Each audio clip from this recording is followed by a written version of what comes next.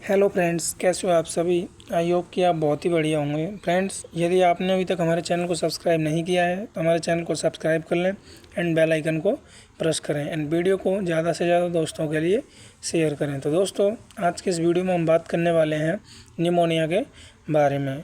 तो निमोनिया क्या होता है दोस्तों, इसकी पैथोफिजियोलॉजी क्या होता है, ईटियोलॉजी क्या होती है एंड इंडिकेशन एंड इसके सिम्टम्स क्या क्या हो सकते हैं एंड डायग्नोस्टिक एवोल्यूशन टेस्ट क्या क्या हो सकते हैं एंड इसका मैनेजमेंट है क्या हो सकता है। तो आज सब कुछ हम इस वीडियो में देखने वाले हैं। तो चलिए दोस्तों, स्टार्ट करते हैं।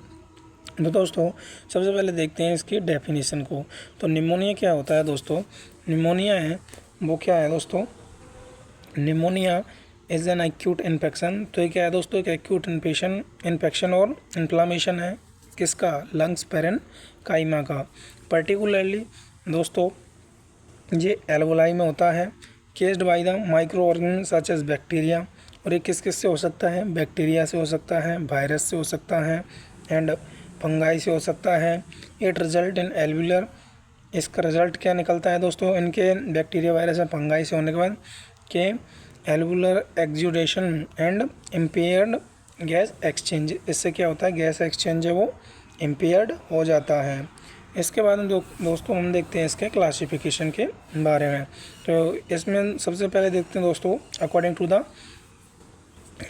ऐसी क्वेश्चन। तो इसमें है दोस्तों कम्युनिटी में, तो इसमें है एक्वायर्ड निमोनिया एंड हॉस्पिटल में क्या है, एक्वायर्ड निमोनिया एंड वेंटिलेटर पे क्या है, एसोसिएटेड निमोनिया। तो इनका फुल फॉर्म दोस्तों बीएपी। तो बीएपी में ventilator associated pneumonia, hospital acquired pneumonia and community acquired pneumonia and aspiration pneumonia. तो ये किसके बेसिस पे हो गए दोस्तों, एस्क्यूटेशन के बेस पे। अब हम बात करते हैं नेक्स्ट, तो वो है अकॉर्डिंग टू एनाटॉमिकल पैटर्न। तो एनाटॉमिकल पैटर्न के बेस पे कितने प्रकार के होते हैं, तो होते हैं दोस्तों लोअर निमोनिया, ब्रोंको निमोनिया और इंटरस्टिशियल निमोनिया। एंड देन इसके बाद हम देखते हैं दोस्तों जो कैजुएटिव ऑर्गेनिज्म, मतलब जो कि ऑर्गेनिज्म होते हैं जैसे कि बैक्टीरिया वायरस, तो उनके बारे में देखते हैं कि उनके द्वारा ये कैसे होता है। तो सबसे पहले है बैक्टीरिया। तो बैक्टीरिया में कौन कौन से बैक्टीरिया होते हैं जिनसे कि निमोनिया है वो हो सकता है। तो स्ट्रेप्टोकोकस न्यूमोनी, जो कि कॉमन केज है, कॉमन कारण है किसका, CAP का, कम्युनिटी एक्वायर्ड निमोनिया। इसके बाद में नेक्स्ट है वो है हीमोफिलस इन्फ्लुएंजा। दोस्तों ये बैक्टीरिया के एग्जांपल हैं जिनसे कि निमोनिया हो सकता है। And staphylococcus aureus and klebsiella pneumonia and pseudomonas aeruginosa. इसके बाद में हम देखते हैं एटिपिकल। तो इसमें आते हैं दोस्तों mycoplasma pneumonia and chlamydophila pneumonia. And अगला है वो है लिगोनेला निमोफिलिया। तो ये है दोस्तों इसके ईटियोलॉजिकल फैक्टर। अब हम बात करते हैं वायरल्स में। तो वायरल में हो सकते हैं दोस्तों इन्फ्लुएंजा वायरस, RSV वायरस या SARS, SARS-CoV-2 and other respiratory virus. तो ये वायरस में हो जाएंगे दोस्तों इसके कॉजेटिव ऑर्गेनिज्म। इसके बाद हम देखते हैं दोस्तों फंगल में। तो फंगल में वो कौन कौन से हो जाएंगे इसके, तो फंगल में हो जाएंगे pneumocystis and jirovecii and other fungi particularly in immunocompromised patient से हो सकता है। इसके बाद में नेक्स्ट है, अब हम देखते हैं इसके रिस्क फैक्टर के बारे में।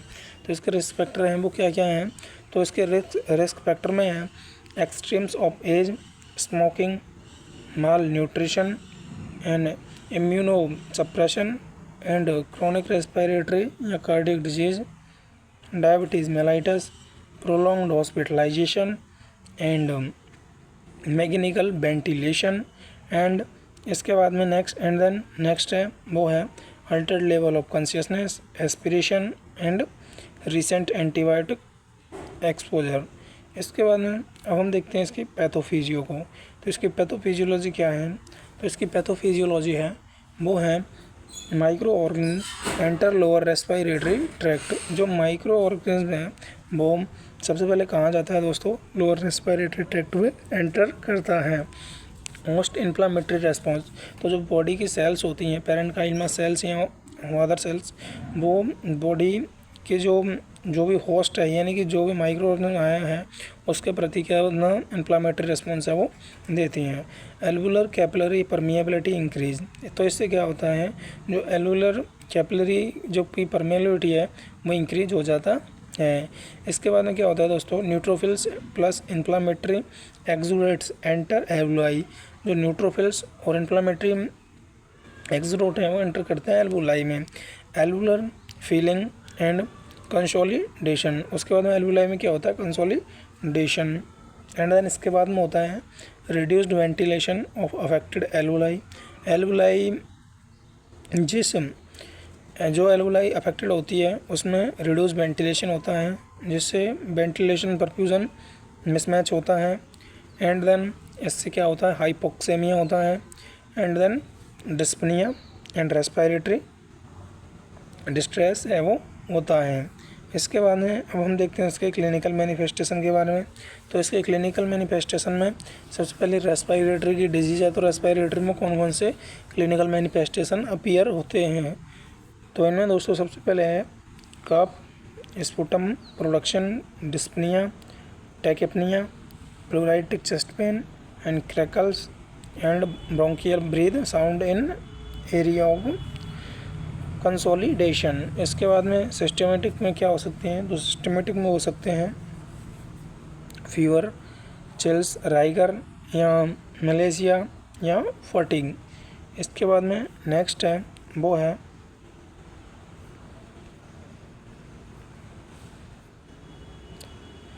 Severe pneumonia. तो सीवियर निमोनिया क्या होता है दोस्तों? तो इसमें होता है दोस्तों जो सिम्टम होते हैं या क्लिनिकल फीचर या मैनिफेस्टेशन होते हैं उनमें साइनोसिस होता है, कन्फ्यूज़न होता है एंड हाइपोटेंशन है वो होता है एंड सीवियर रेस्पिरेटरी डिस्ट्रेस होता है दोस्तों। एंड देन इसके बाद में क्या होगा? वो होगा रिड्यूस्ड ऑक्सीजन सैचुरेशन। इसके बाद में अब हम देखते हैं इसके डायग्नोस्टिक एवेल्यूएशन को। तो डायग्नोस्टिक एवेल्यूएशन में दोस्तों इसमें रेस्पिरेटरी सिस्टम से रिलेटेड हैं वो उनको तो हम करते ही करते हैं, जैसे chest x-ray and CBC, sputum and blood culture and CRP। तो ये तो दोस्तों नॉर्मल है, इनको तो रेस्पिरेटरी की हर डिजीज़ में हम करते ही हैं। तो चेस्ट एक्सरे से क्या होता है दोस्तों? ये दिखाता है कंसोलिडेशन को एंड पल्स ऑक्सीमेट्री ये ऑक्सीजन सैचुरेशन को बताता है।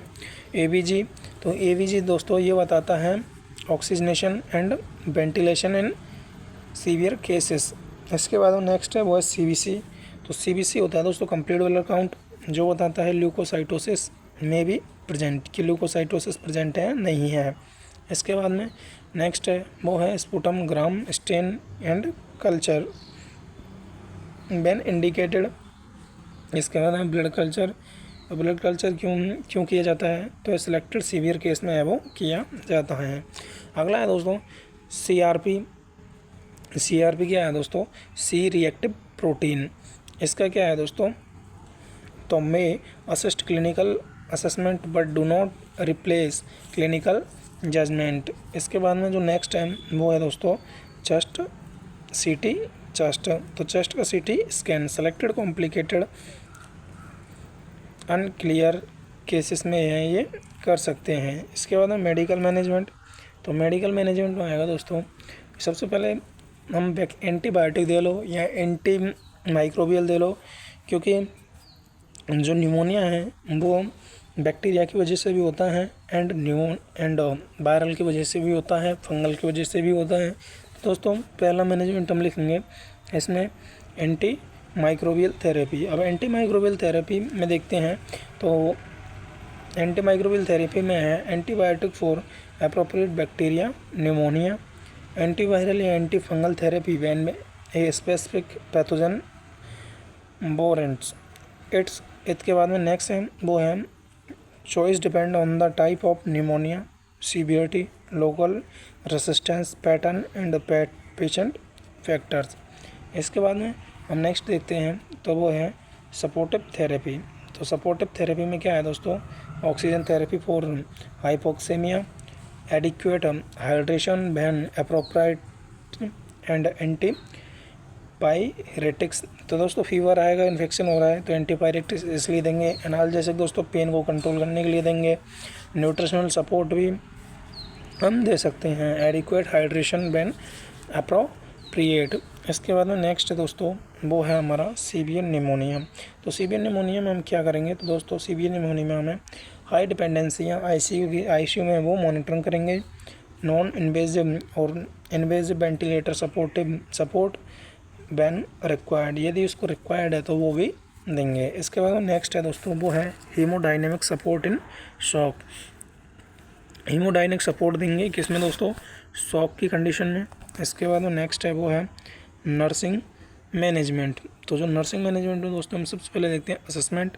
असेसमेंट में क्या होता है, हम मॉनिटर करते हैं दोस्तों क्या, respiratory rate, depth and pattern, SpO2 level भी, एंड देन ऑस्कल्ट करते हैं ब्रीथ साउंड को। ऑस्कल्ट मीन्स होता है दोस्तों सुनना, तो ब्रीथ साउंड को हम ऑस्कल्ट यानी सुनते हैं। Monitor temperature and hemodynamic status, assess cough and sputum and assess hydration and nutritional status, and then monitor level of consciousness, and then इसके बाद में जो है वो है दोस्तों नर्सिंग इंटरवेंशन। तो नर्सिंग इंटरवेंशन में क्या होगा, पोजीशन, तो पेशेंट को कौन सी पोजीशन देंगे दोस्तों, डिस्पनिक कंडीशन है पेशेंट में एंड ऑक्सीजन लेने में दिक्कत आ रही है तो उसको हम सेमी फाउलर पोजीशन या हाई फाउलर पोजीशन दे सकते हैं। दोस्तों सेमी फाउलर पोजीशन कुछ इस तरह से होती है, या हाई फाउलर पोजीशन है वो इस तरह से होती है, पेशेंट ऐसे बैठा होता है उसमें एंड इसमें ऐसे होता है। इसके बाद हम नेक्स्ट देखते हैं administer prescribed oxygen and monitor response, administer antibiotic and other medication on schedule, encourage effective coughing and deep breathing exercise as appropriate. इसके बाद में नेक्स्ट है वो है maintain adequate hydration unless contraindicated, and अगला है वो है प्रोवाइड ओरल केयर, ओरल की केयर कर सकते हैं दोस्तों। एंड नेक्स्ट है वो है encourage mobility as tolerated, provide adequate rest and nutrition. And इसके बाद में वो है नेक्स्ट है वो है दोस्तों मेंटेन इन्फेक्शन प्रिवेंशन प्रिकॉशंस। इसके बाद हम देखते हैं नेक्स्ट, इसके बाद में जो नेक्स्ट है वो है दोस्तों इसके कॉम्प्लिकेशन। तो रेस्पिरेटरी से क्या कॉम्प्लिकेशन होते हैं दोस्तों, इससे रेस्पिरेटरी फेलियर हो सकता है, प्लूरल इफ्यूज़न हो सकता है। प्लूरल इफ्यूज़न के लिए दोस्तों हम ये एक प्रोसीजर है जिसको हम थोड़ा सेंटेसिस कहते हैं। थोड़ा सेंटेसिस में क्या होता है दोस्तों, तो इसमें मैं आपको बता दूं कि जो लंग्स की प्लूरल कैविटी होती है उससे दोस्तों फ्लूइड है उसको बाहर निकाला जाता है। तो ये जो प्रोसीजर होता है इसी को क्या बोलते हैं दोस्तों, थोड़ा सेंटेसिस बोलते हैं, जो कि प्लूरल इफ्यूजन में किया जाता है। एम्फाइमा होता है दोस्तों, लंग्स एब्सेस होता है यानी पस का कलेक्शन इन लंग्स में होता है, पस का कलेक्शन हो जाता है इन्फेक्शन की वजह से। एंड सेप्टिक शॉक दोस्तों, bacteria virus infection septic shock हो सकता है। Acute respiratory distress syndrome ARDS हो सकता है। एटलैक्टेसिस हो सकता है दोस्तों, न्यूमोथोरैक्स हो सकता है and multi organ dysfunction in severe infection में हो सकता है। इसके बाद में हम देखते हैं दोस्तों, तो इसके बाद में हम देखते हैं दोस्तों वो है इसमें प्रिवेंशन। तो हम प्रिवेंशन में क्या क्या कर सकते हैं, तो प्रिवेंशन में वैक्सीनेशन दे सकते हैं अकॉर्डिंग टू रिकमेंडेड शेड्यूल के अनुसार। एंड हैंड हाइजीन है वो कर सकते हैं। स्मोकिंग सेंसेशन कर सकते हैं एंड एडिक्वेट न्यूट्रिशन दे सकते हैं। एस्पिरेशन प्रिकॉशंस कर सकते हैं, ओरल हाइजीन कर सकते हैं, अर्ली मोबिलाइजेशन कर सकते हैं, hospitalize patient and appropriate infection control practice. तो दोस्तों ये थी आज की हमारी वीडियो, जिसमें कि हमने निमोनिया के बारे में इन डिटेल देखा। तो दोस्तों, ऐसे ही और वीडियो देखने के लिए हमारे चैनल को सब्सक्राइब करें, वीडियो लाइक करें एंड बेल आइकन को प्रेस करें।